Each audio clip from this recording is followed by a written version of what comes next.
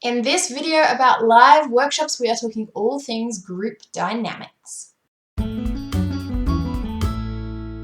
Hi, I'm Sam Nordberg. Welcome to Weekly Mini Training, and as I mentioned, we're talking all things live workshops. This series of videos has been about running your own live events, and today we're talking about group dynamics. Realistically, we're talking about people getting on with other people, and the reason we're doing that is because that's one of the biggest benefits of going to a live event.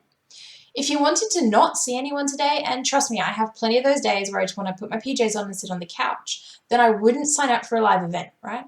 So if your audience has purchased a ticket to come to a live event, it's because they want to meet people. They might not say that straight up, but realistically, if they just wanted the content, they would have just bought the content. They didn't, right? They chose to come to your event. Now that might be group interaction. It might be between them and you. They might have come for you, but it might be for the other people in the room too. So what does this mean for you? I want you to make sure that during your live event, you build in plenty of time for people to get to know people. There is power in numbers. There are great relationships to be built. There are great networking opportunities available whenever you bring a group of people together. And I want you to give them the opportunity to make the most of that. So that might be a session at the beginning of the day where you get people to stand up and explain a little bit about themselves, or where you get to talk about why they're there or what they came for. Now, obviously, if your live event has 500 people at it, you're not allowing them all to stand up and talk. It's just not possible. But if you're running a workshop, the chances are it's much smaller than that. Workshops are much smaller, they're engaging, and you want them to talk about why they're there. If your group is too big to let them stand up one by one and talk about it, maybe you split them into groups or pairs, allocate 5 minutes for them to talk to each other about why they came, and then just bring them back as a group. Maybe you don't need them to share with everyone else, but the decision's up to you. The other things you want to make sure you do is, other than just allowing a tea break for the sake of a tea break, is making sure the break is long enough for them to communicate with each other, but short enough that they don't feel like they're wasting time. That's a hard thing, I know. What I mean is, if you give them 5 minutes to get a coffee and go to the toilet, that's exactly what they're going to do, right? They're going to run out, pee, grab a coffee, come back. They haven't had any time for anything else.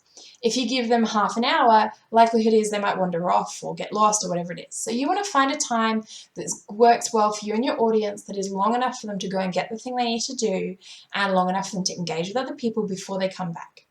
Now, I can't give you a right answer for that because it depends on the size of the group. It depends on whether your tea and coffee facilities are closely available or they've got to go to a cafe. It depends on whether your toilet facilities are closely available. It depends on whether you've got one toilet for 20 people and there's going to be a long line, right? They're too hard. Normally 15 to 20 minutes for most small workshops is an okay number, up to half an hour. Anything beyond that is a lunch break, not a tea break, right? So find a number. Again, then with your lunch breaks, encourage students to communicate with each other on the lunch break. So rather than just going, right, it's lunch, go grab your food, maybe encourage them to find a lunch buddy, to go to a cafe together with someone. If you've gone to a workshop and you don't know anyone, not only can lunchtime be very isolating, but you're missing a great opportunity to talk to someone who is there. You guys might want to talk about what you have learnt so far in the day, or they might want to talk about what they do and find out what the other person does, but it's a great opportunity for them to talk to each other and to make the most of it. So you want to make sure you've got time for it.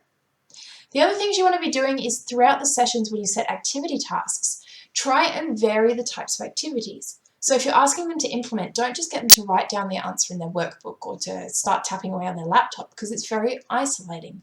Make sure you allocate time during the day where they participate in a group discussion, where they participate in paired work, where they get to know the people around them. The truth is that they didn't just come there for you. And as much as you're going to give them some great content, they're going to get a hell of a lot of really good, valuable stuff from the person sitting next to them. And you want to allow time to make that happen. So I want to hear from you. Jump in the comments down below for me and tell me, when have you ever met someone great at another event, or had the opportunity to interact with someone at another event that really worked? And what are you considering doing for your live event? Is there a way that you've considered allowing your participants to negotiate? Is there a way you've considered allowing your participants to network that maybe I haven't thought about? Jump in the comments and let me know.